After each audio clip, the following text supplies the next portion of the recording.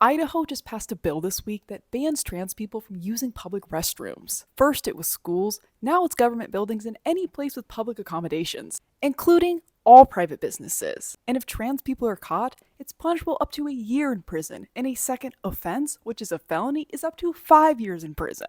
And if you're a bigot in my comments, you might say, well, just use the right bathroom then. Well, I'm pretty sure if you see a passing trans man stroll into the women's bathroom, you're not going to be happy. And that's the point.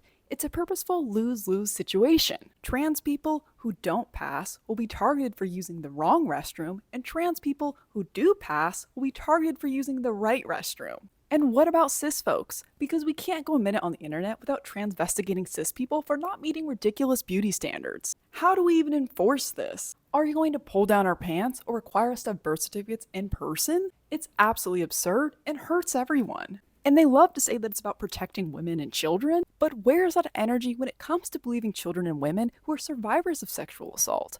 How about holding accountable the mostly cis men who are in the Epstein files? How about not electing literal pedophiles to run our country?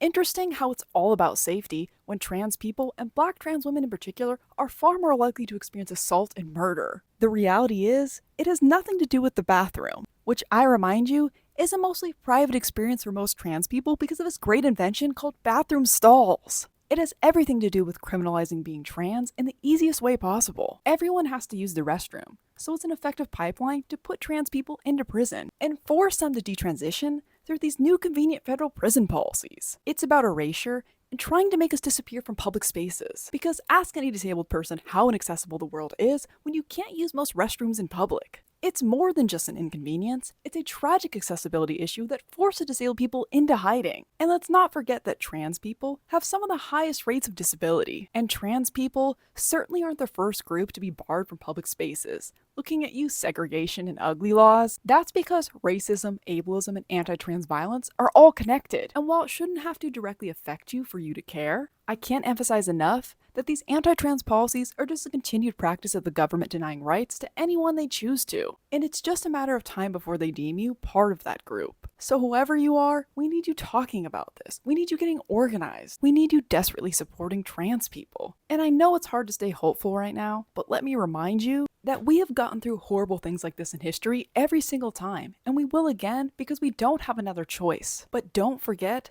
that no one willingly gave marginalized people rights for kindly asking or waiting around. We had to fight for and demand them every step of the way, and we need that energy and action now. Trans people have always existed and always will.